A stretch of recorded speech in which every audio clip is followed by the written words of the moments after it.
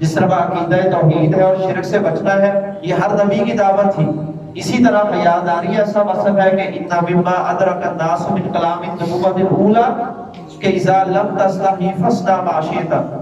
आपने फरमाया कि पहले नबियों का जो कलाम अल्लाह ने हम तक पहुंचाया है कि जो कुछ वो अपनी कौमों को बताते रहे, उसमें से एक ये बात भी है कि बंदे जब तू हयादार ना रहे, तुझ में हया खत्म हो जाए, तो फिर अल्लाह को तेरी परवाह नहीं। अल्लाह कहते अब जो चाहता है कर, तुम मेरी नजरों में तो ऐसे हो चुके कुछ जैसे मेरा बंदा ही नहीं है।